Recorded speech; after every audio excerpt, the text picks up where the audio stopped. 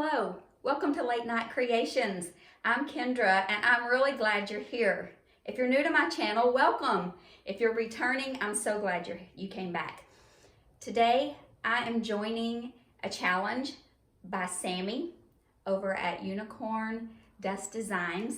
It's Try It Tuesday, and she has challenged us to recreate 3 things from other creators that we like and admire and put our own twist on them. So I chose 3 beautiful pieces that I watched someone create and I thought they were really pretty, and I wanted to put my own little spin on them. It was just by inspiration. It's not that I think I could make them any better because they were already just beautiful.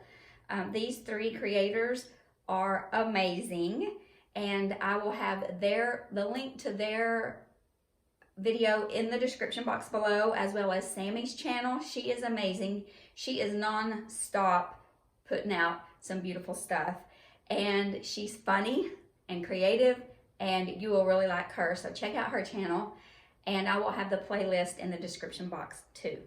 So without babbling on and on, let's get creating.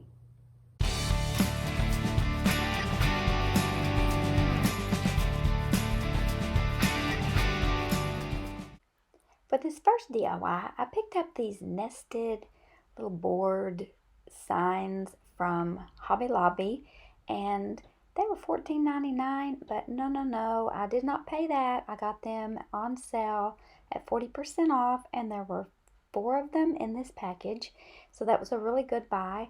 I'm just going to be using this large one for this today. So I saw CJ over at CJ DIY make this gorgeous tray, and so I'm going to recreate it in my own way today. So I just sanded it down a little and got it nice and smooth and dusted it off, cleaned my paintbrush off, and I'm going to use this chalk paint by Rust-Oleum in linen. It's my favorite. I use it almost every time I DIY. So I'm going to give it one good solid coat of this white paint front and back, and this paint covers really good, and I got it sanded nice and smooth, so the paint will go on really nice, and one coat will do it. So here we are with our one coat of paint, and now I'm going to use these half beads, and I get them on Amazon. They're very affordable, and I'm going to hot glue them all around the edges. Now I always go back and forth whether I should glue them on and then paint, or paint then glue them on like I'm doing here. Drop me a comment down below and tell me how you do them if you craft with them.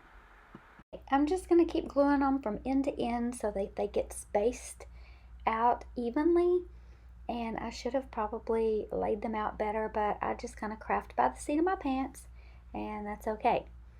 And it works out just fine. Just be careful because the hot glue is hot. I do like to use wood glue on these, but I am a little impatient, and these beads were kind of small to use hot glue and wood glue. So there you go. So this works out really nicely. We'll do it all the way around. And now I'm going to show you that I keep my brush in a plastic bag to keep it moist while I'm working on a project and using the same color, and I don't have to keep washing my paintbrush because nobody likes to wash paintbrushes. So here we go, paint the beads. This can be a little tedious to get in between each one of those little beads, but you just keep working it and working it. Oh yeah, I like to use a big paintbrush, then sometimes I'll go back in with my little paintbrush in between the beads if it's hard to get in between there. But I just keep working it until I get them all done. Look how pretty that is. I'm kind of partial to white, but I mixed this color because I didn't have the color I wanted. I love Mineral by Waverly, but I was out and it really wasn't quite the right color I wanted anyway, so I just mixed some colors together until I got the color I wanted. And now I'm just going to put some dry brush on here to give it some texture. Now you can use whatever colors you want to do your project, just like I'm using totally different colors than my inspiration piece. So, that's how we make it our own. And my inspiration piece was round. And when I went to pick up the wood at Hobby Lobby, I saw the square ones and fell in love with it.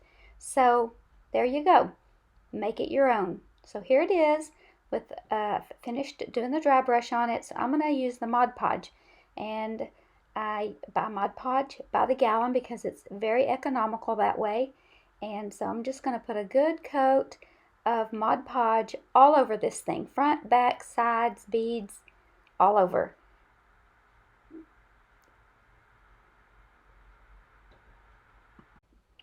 And make sure we get the back really good because it sits on its bottom. Now I had this leather, just random strips of leather in a big bag left over from Sunday school crafts. So I got it out and I just got some pieces that were pretty consistent. And I'm going to use those wide strips that I had in my hand at first, but I'm going to show you an alternative that I think is really cute. And I was kind of debating which one I was going to use. But I took 3 equal strands and tied them in a knot and then braided it. And then tied it in another knot at the other end. And here goes the speed braiding. If only we could braid this fast in real life. So I think this little handle turned out really cute too. I'm just kind of measuring to see how long it needs to be. Then I tied that knot in the end and cut the ends off. And I think if it were just for looks, you could hot glue that on. Look how cute that would be. I think that would be super cute. Put one on each side. Was just showing you another option and something that I had on my mind to do. But I'm going to use these flat strips. And I have these little tacks that I've had, I don't know, they're called cut tacks. Not real sure what you would use them for, but I thought they would be fun to craft with. And I've had them in my stash for quite some time. Now, normally I just eyeball everything. But for some reason, on this project, I decided to kind of measure things in my own little way that I measure things. Find the center of 2 items, and then you have the center, right?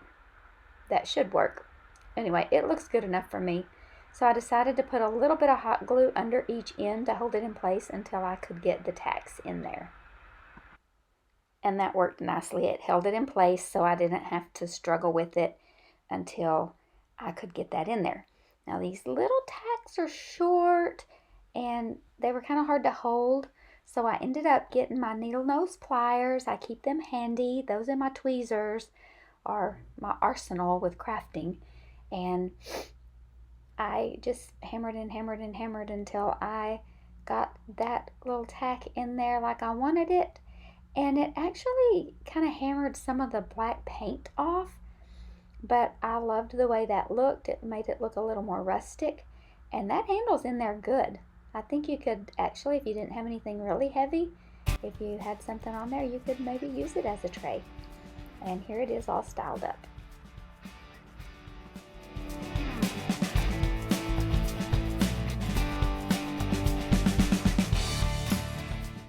This DIY was inspired by Crafting My Best Life with Lisa Marie.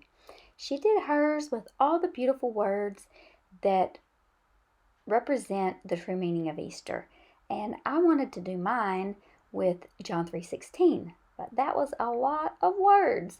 And I decided to go with my favorite verse, Philippians 4:13. Now these little Jenga blocks or towering tumbling blocks from Dollar Tree already came this color. So I just whitewashed them a little bit so that my color would show up good when I wrote on them.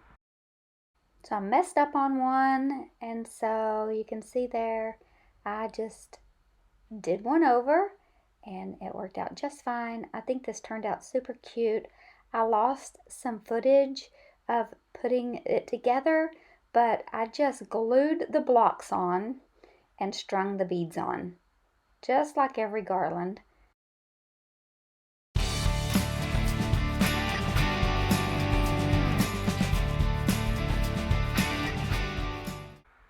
This DIY was inspired by Wendy over at White Sparrow Living. She is beautiful inside and out and makes the most amazing DIYs. I'll link Wendy and all the other awesome creators that I was inspired by in today's video in the description box below, so you can go and watch them, as well as the playlist for the Try It Tuesday, and you can watch all those other amazing creators and just sit back and enjoy. And here you can see I made these on my Cricut, and I'm just putting them on these little banners that I got on Oriental Trading for pretty cheap. And I set my Cricut heat press at 350 for 30 seconds, and it didn't really work that great on this project. Maybe I let it cool off. See, I kind of cooled it off because that's what I usually do on t-shirts.